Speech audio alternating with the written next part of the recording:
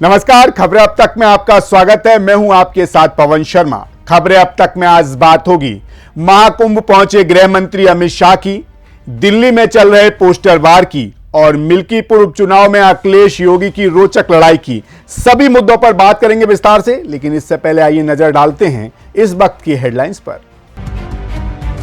वक्फ संशोधन विधेयक को जेपीसी की मंजूरी, सत्ता पक्ष के 14 संशोधन हुए पारित। इतिहास में दर्ज हुआ उत्तराखंड का नाम यूसीसी लागू करने वाला पहला बना राज्य। अंबेडकर की प्रतिमा तोड़े जाने पर अमृतसर में बवाल, सियासी दलों ने आपको घेरा। महाकुंभ पहुंचे गृह मंत्री अमित शाह, संगम में लगाई आस्था की डुबकी। महाकुंभ में आज 60 लाख श्रद्धालुओं ने किया स्नान, अब तक 13 करोड़ से ज्यादा लोगों ने लगाई है डुबकी। दिल्ली चुनाव में आपका घोषणा पत्र जारी, केजरीवाल ने किया 15 गारंटियों का ऐलान। पीएम मोदी ने अरबपतियों के कर्ज किए हैं माफ, राहुल गांधी ने केंद्र सरकार पर बोला हमला। पुणे में संदिग्ध बीमारी से मचा हाहाकार, 17 मरीज वेंटिलेटर पर, एक की हुई मौत।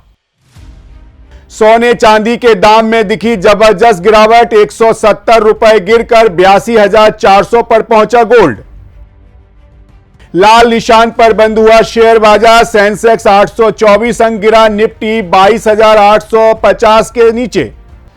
तो चलिए शुरू करते हैं खबरों का सिलसिला और बात करते हैं अपने आज के पहले और खास मुद्दे के बारे में। प्रयागराज में चल रहे महाकुंभ का आज 15वां दिन है। अब तक करोड़ों श्रद्धालुओं ने पवित्र संगम में डुबकी लगाई है। जानकारी के मुताबिक 10 करोड़ से ज्यादा श्रद्धालु अब तक संगम में डुबकी लगा चुके हैं। वहीं आज केंद्रीय गृह मंत्री अमित शाह महाकुंभ पहुंचे और संगम में डुबकी लगाई। उनके साथ सीएम योगी, जूना अखाड़े के महामंडलेश्वर अवधेशानंद गिरी और योग गुरु बाबा रामदेव ने भी संगम में स्नान किया।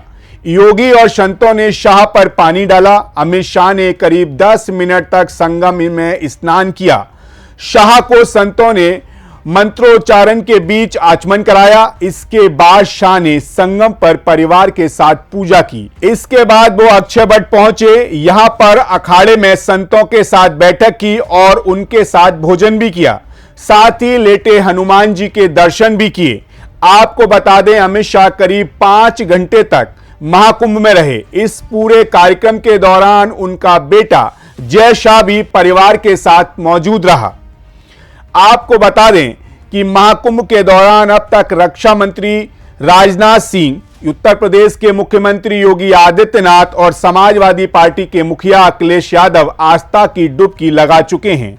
अखिलेश यादव कल महाकुंभ आए थे और संगम में स्नान किया था। साथ ही वहां साधु संतों से भी मुलाकात की।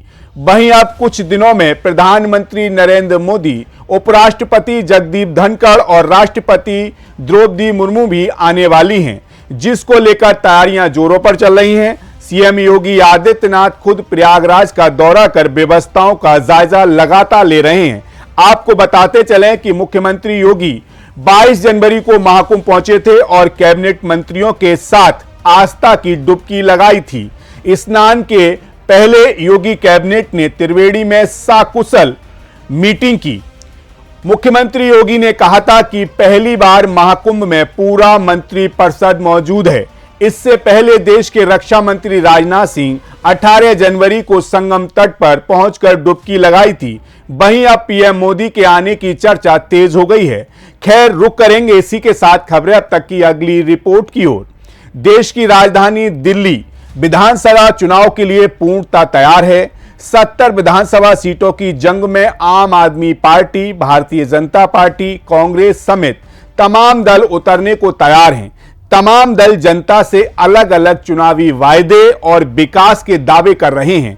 तो वहीं दिल्ली का चुनावी मैदान इस बार धार्मिक और राजनीतिक ध्रुवीकरण की नई परिभाषा लिखने जा रहा है।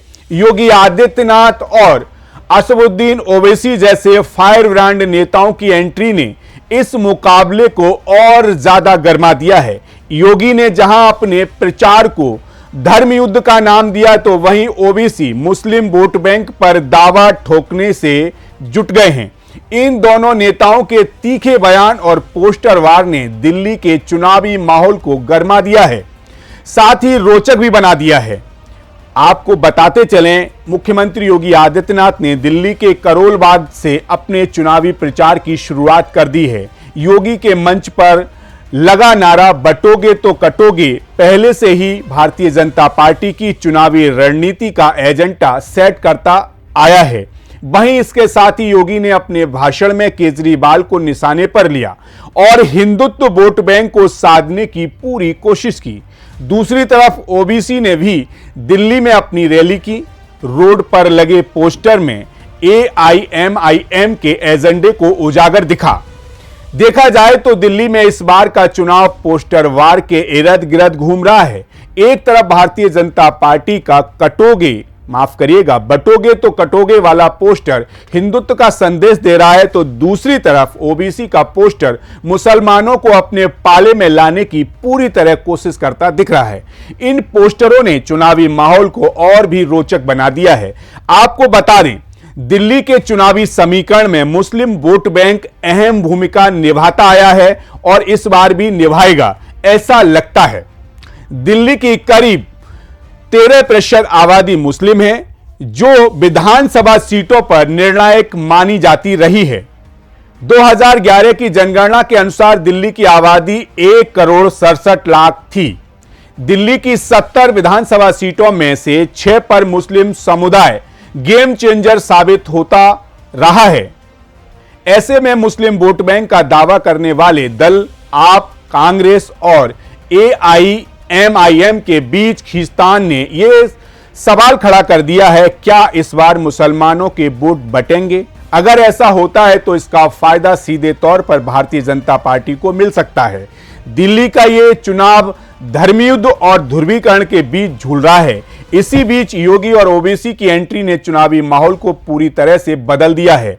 खैर, इसी के साथ खबरें अब तक में बढ़ेंगे अगली रिपोर्ट्स की ओर। दिल्ली चुनाव के साथ साथ अयोध्या की मिल्कीपुर सीट पर होने वाला उपचुनाव भी बेहद खास हो गया है, क्योंकि ये उपचुनाव भारतीय जनता पार्टी और सपा दोनों के लिए साख का चुनाव हो गया है। समाजवादी पार्टी जहां इस सीट को जीतकर भारतीय जनता पार्टी से भगवान राम की नाराजगी की भावना को और पुख्ता करने में जुटी है, तो वहीं दूसरी तरफ लोकसभा चुनाव में अयोध्या सीट पर मिली हार से झटपटाई भारतीय जनता पार्टी मिल्कीपुर जीत को प्रतिष्ठा का सवाल मान चुकी है। आपको बता दें कि मिल्कीपुर सीट पर उपचुनाव के लिए 5 फरवरी को वोटिंग होगी और 8 को नतीजे आएंगे। आपको यह भी बता दें कि राम मंदिर की प्राण प्रतिष्ठा के बाद लोकसभा चुनाव में अयोध्या सीट पर मिली हार ने भारतीय जनता पार्टी को काफी परेशान कर दिया है। इस हार से भारतीय जनता पार्टी का काफी मजाक भी बनाया गया। ऐसे में इस बार भारतीय जनता पार्टी का जीतना काफी जरूरी हो गया है। भारतीय जनता पार्टी कोई कोर कसर छोड़ना नहीं चाहती। यही वजह है कि मिल्कीपुर में जातिगत समीकरण को साधने से लेकर जीत हासिल करने के लिए योगी खुद कमाल संभाले हुए हैं। खास बात यह है कि इस सीट पर सपा ने जहां अयोध्या से सांसद अवधेश प्रसाद के बेटे अजीत प्रसाद को मैदान में उतारा है, तो वहीं दूसरी तरफ भारतीय जनता पार्टी ने जातीय समीकरण को साधते हुए चंद्रभानु पासी को अपना उम्मीदवार बनाया है। वहीं इस बार के मिल्कीपुर चुनाव में वोटों का गणित भी बदला है। 2022 के विधानसभा चुनाव में जहां कांग्रेस और बसपा मैदान में थी, इस बार ये दोनों दल लड़ाई से बाहर हैं।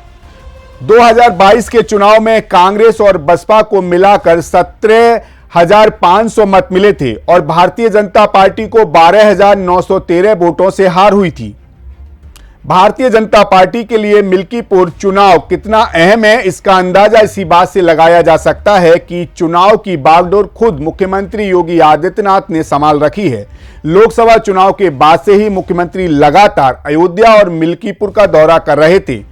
भारतीय जनता पार्टी के साथ साथ उनके सहयोगी दलों के नेता संजय निषाद और ओम प्रकाश राजभर मिल्कीपुर में लगातार जातिगत समीकरण को बांधने में जुटे हुए हैं। कुल मिलाकर इस बार मिल्कीपुर का उपचुनाव काफी रोचक और खास होने वाला है। खैर, जाते जाते आपको एक और अहम मुद्दे से रूबरू करा देते हैं। समाजवादी पार्टी के अध्यक्ष अखिलेश यादव ने रविवार को प्रयागराज महाकुंभ पहुंचकर पवित्र संगम में डुबकी लगाई। हालांकि अटकलें लगाई जा रही थी कि अखिलेश यादव महाकुंभ नहीं जाएंगे, जैसे वो अयोध्या नहीं गए थे। हम आपको याद दिला दें कि महाकुंभ की शुरुआत में प्रयागराज आने की बजाय अखिलेश यादव ने हरिद्वार जाकर गंगा में डुबकी लगाई थी। लेकिन पिछले सप्ताह ही उत्तर प्रदेश के मुख्यमंत्री योगी आदित्यनाथ ने जब अपने साथी मंत्रियों के साथ संगम में स्नान किया तो अखिलेश भी प्रयागराज आने को मजबूर हो गए और बीते दिन अखिलेश यादव महाकुंभ पहुंचे और गंगा में डुबकी लगाई। अखिलेश यादव ने महाकुंभ में स्नान और पूजा अर्चना कर अपने आलोचकों को जवाब तो दे दिया, लेकिन एक सवाल तो खड़ा हो ही गया कि अचानक से वे प्रयागराज कैसे आ गए। तो हम आपको इसका जवाब बताते हैं।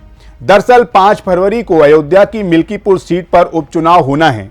समाजवादी पार्टी इस सीट पर भारतीय जनता पार्टी को एक और तगड़ा झटका देना चाहती है, लेकिन अखिलेश यादव की राह इतनी आसान नहीं है, क्योंकि मुख्यमंत्री योगी कभी प्रयागराज तो कभी अयोध्या का लगातार दौरा कर रहे हैं।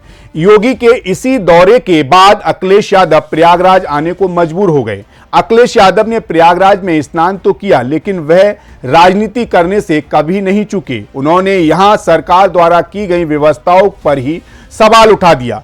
कहा कि सपा सरकार में हमने कम संसाधन में महाकुंभ आयोजित किया था।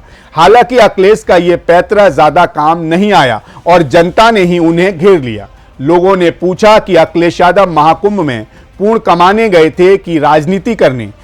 खैर, आपकी इस मुद्दे पर क्या राय है हमें जरूर बताइएगा। हमारे सोशल मीडिया के प्लेटफॉर्म पर आप जाकर हमें कमेंट कर सकते हैं, लिख सकते हैं कि आप इस पर क्या सोचते हैं। मुझे दीजिए इजाजत और आप बने रहिए सी न्यूज भारत के साथ, क्योंकि सी न्यूज लेकर आता है आपके गांव और आपके शहर की खबर। नमस्कार, देखते रहिए सी न्यूज भारत, हर खबर आपके साथ, आपके हाथ।